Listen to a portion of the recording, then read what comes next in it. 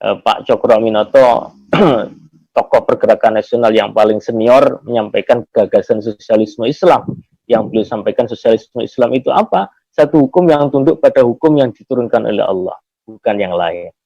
Kemudian pada Faksul Masail NU tahun 38, di NU menyebut Indonesia itu Darul Islam. Kenapa? Karena dulu dikuasai oleh penguasa-penguasa Muslim, tapi kemudian penjajah datang. Sehingga hakikatnya Indonesia masih tetap sebagai Darul Islam.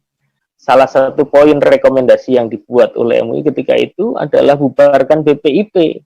Kenapa kok BPIP perlu kita bubarkan? Karena BPIP ini seperti tafsir yang disampaikan Prof. Sutuki tadi itu akan menjadi alat kekuasaan untuk memberangus siapapun yang kemudian berbeda pandang dengan kekuasaan dengan tuduhan anti Pancasila.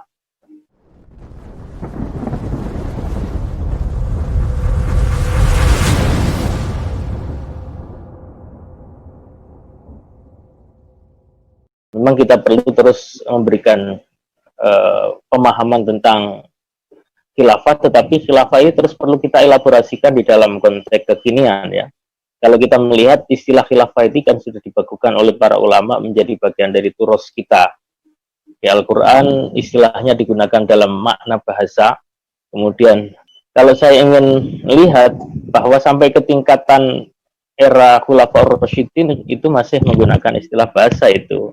Belum menjadi sebuah istilah yang baku. Hingga ketika ada seorang, ini ada satu riwayat yang dimuat di dalam Musannaf Ibn Abi Syaibah juz 13, ada haddatsana Waqi' an Nafi' an Umar an Abi Mulaikah qala rajulun Abi Bakar ya khalifatullah gitu. Jadi ada seorang laki-laki menemui Abu Bakar, dia menyebutnya ya khalifatullah. Tetapi kemudian Khalifah Abu Bakar menyampaikan qol lastu bi khalifatillah walakinni khalifatu Rasulillah. Jadi aku bukan khalifah Allah tapi khalifatu Rasulillah. Berarti ini kan kenapa Abu Bakar memposisikan diri sebagai khalifatu Rasulillah? Tentu makna khalifah sendiri secara bahasa kan niyabatun anil ghair.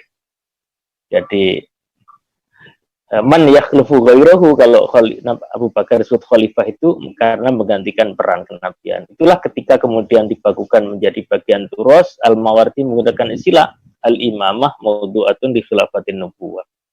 Terus kemudian terelaborasikan kalau kita cermati para ulama kita sesuai dengan kebutuhan perkembangan ketika itu kan di dalam proses elaborasinya. Kata khilafah itu digunakan untuk menyebut yang kita sebut sebagai imamatul uzma. Nah, khalifah adalah nama lain dari imamul azam. Nah, di dalam perjalanannya memang ada proses penyesuaian dengan kondisi yang ada. Kita lihat misalnya ketika ada Bani Umayyah di Andalus yang sebenarnya kalau dilihat dari konteks hadis Rasulullah itu kan tidak ideal, tetapi kemudian para ulama melegitimasi itu. Nah, tetapi ada satu benang merah yang kita bisa tarik, karena tadi sudah berkali-kali disampaikan oleh Ustadz Azbar.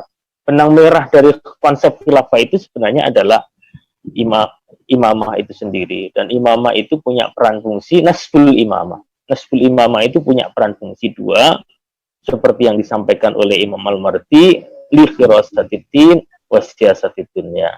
Dengan bahasa yang lain, Ibnu Taimiyah menggunakan bahasa yajibu ayu rofa an-nawiyat amrinan li isimin azami wajibatiddin talaqiyamaliddin walad dunya ilabiyah. Tidak akan tegak agama dan dunia kecuali dengan ada kekuatan itu. Al-Ghazali menggunakan bahasa al-mulku waddin atau amani. Ya, jadi dua hal yang tidak dipisahkan. Jadi sebenarnya dengan makna seperti ini tidak seharusnya kemudian khilafah itu dipertentangkan dengan konsep kehidupan berbangsa bernegara di Indonesia. Tetapi memang para ulama kita kan ketika proses jauh sebelum lahir negara Indonesia itu menginginkan Indonesia itu secara penuh menggunakan prinsip syariat sebagai aturan. Itu jelas sekali. Pak Cokroaminoto tokoh pergerakan nasional yang paling senior menyampaikan gagasan sosialisme Islam.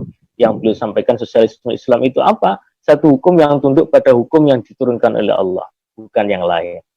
Kemudian pada Faksul Masail NU tahun 38, di NU menyebut Indonesia itu Darul Islam. Kenapa? Karena dulu dikuasai oleh penguasa-penguasa Muslim, tapi kemudian penjajah datang. Sehingga hakikatnya Indonesia masih tetap sebagai Darul Islam.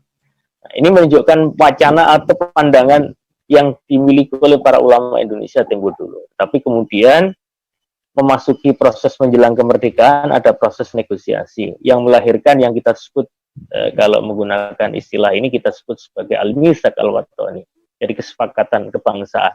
Kesepakatan kebangsaan itu apa? Ya Pancasila itu sendiri, di mana di sana Pancasila sebagai sebuah ideologi terbuka seperti yang disampaikan oleh Profesor Suteki tadi itu memberikan ruang bagi umat Islam untuk bagaimana hukum-hukum yang berkembang di Indonesia, hukum yang terwujudkan, yaitu apa?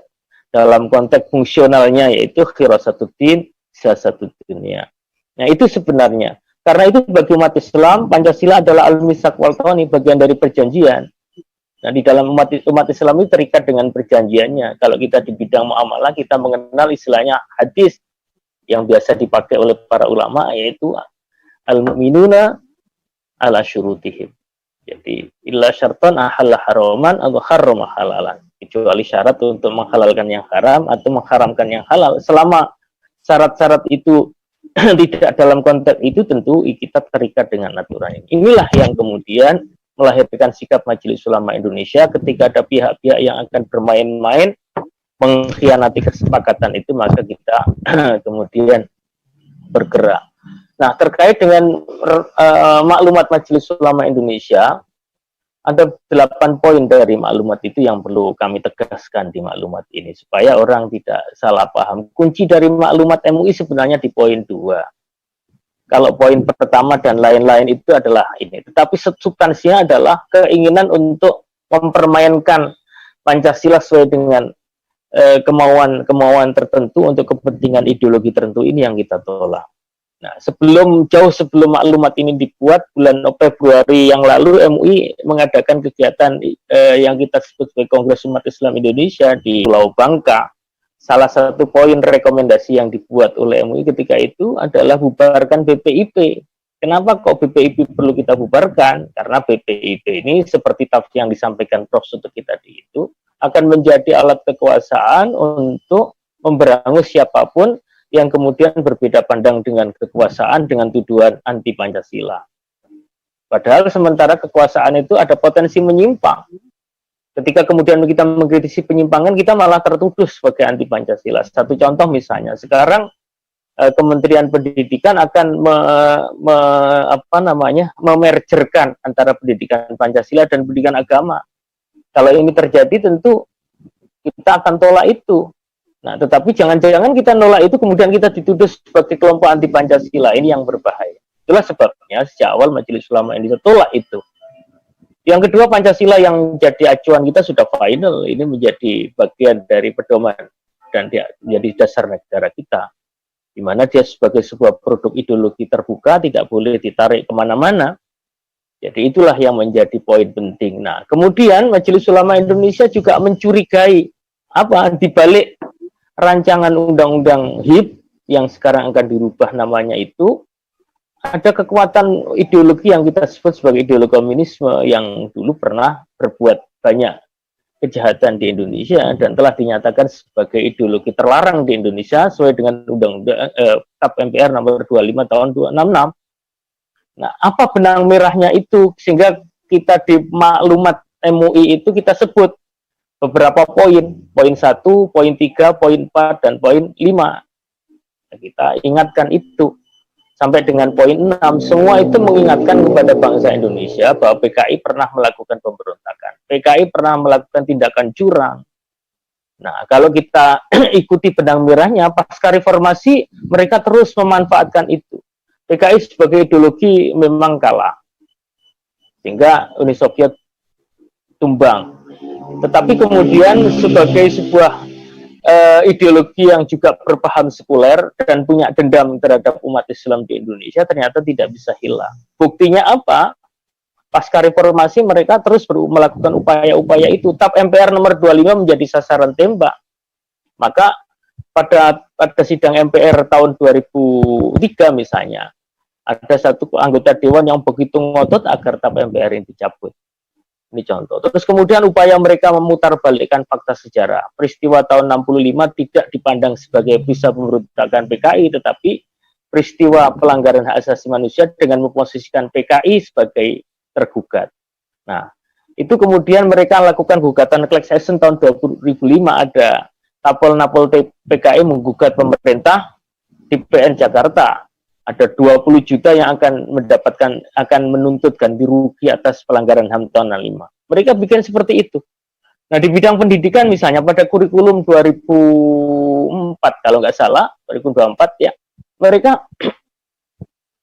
menuntut agar di kurikulum 2004 itu dihilangkan mata pelajaran sejarah yang menceritakan pemberontakan PKI Madiun dan pemberontakan PKI 65. Nah, inilah yang kemudian kami menegaskan di dalam maklumat MUI itu ada satu kekuatan di balik ini yang kita tekankan, yaitu kekuatan ideologi komunis. Nah, sekarang kita sedang ada upaya yang tadi istilahnya disebut operasi Kuba Putih begitu ya. Operasi Kuba Putih ini adalah operasi yang digunakan untuk bagaimana memecah konsentrasi umat Islam yang sudah metenteng seperti ini.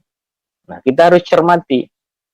Memang sekarang ada keinginan memasukkan TAP MPR nomor 25 dan menghapus konsep Trisila Ekasila.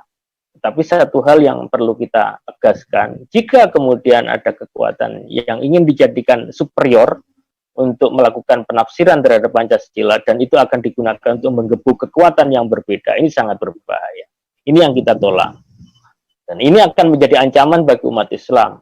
Kita tahu umat Islam adalah penduduk terbesar di negeri ini, sudah sepatutnya memberikan kontribusi besar di dalam proses kehidupan berbangsa bernegara. Artinya corak kehidupan berbangsa bernegara Indonesia ini mestinya umat Islam begitu kan. Nah, kalau kemudian umat Islam yang ingin mengupayakan kehidupan sesuai dengan kehidupan yang Islami lantas dituduh sebagai subversif atau sebagai anti negara, yang nah ini sangat berbahaya. Itulah kenapa umat Islam sampai sekarang harus betul-betul tetap pada pendiriannya kokoh. Jadi supaya tidak salah paham tentang perjuangan ini. Gitu. Satu hal yang perlu saya tekankan di sini, Majelis Ulama ini sekarang juga diperdaya begitu. Ada tuduhan misalnya MUI ini memecah belah TNI dan Polri misalnya. Saya ingin sampaikan kalau di maklumat MUI PON 7 disebutkan bahwa yang kita sebut adalah TNI, ya karena kita tahu bahwa di Undang-Undang 34 tahun 2004 pasal 7 itu disebutkan yang memang penjaga kedaulatan, mengawal keutuhan NKRI itu adalah TNI, bukan Polri. Adapun tugas Polri diatur di Undang-Undang Nomor 2 tahun 2002 pasal 13, yaitu memelihara keamanan ketertiban masyarakat serta penegakan hukum. Nah itu. Jadi siapa sekarang yang nggak ngerti undang-undang gitu? Kalau MUI betul semua produk yang dibuat oleh MUI sangat dipertimbangkan dari perspektif itu. Jadi saya rasa itu yang perlu saya sampaikan pada kesempatan ini. Semoga ini bisa. Yang jelas umat Islam yang tadi saya ingin tekankan begini, umat Islam ini jangan gampang dipecah-pecah lah gitu ya. Al-Quran mengingatkan kita ati Allah ati Rasul wala tanaza'u. Janganlah kita mudah kemudian harus tanazu. Kita kalau ada diajak tanazu kita harus menghindar lah, biar nggak habis energi kita. Dan ada kekuatan yang terus ingin menjadikan kita tanazu itu berbantah-bantahan pada sesuatu yang nggak perlu. Kita fokus saja bahwa kita ini yang namanya perjuangan memang selalu ada rintangan. Kita harus sadar itu juga, nggak mungkin kalau nggak ada rintangan ya kan. Karena Allah menciptakan musuh setan dan orang-orang yang menjadi musuh Islam itu tujuannya biar kita tetap istiqomah amar ma'ruf nahi munkar gitu. Kalau nggak ada itu malah kita nggak punya kerjaan. Mungkin itu ya terakhir catatan saya. Terima kasih. Mohon maaf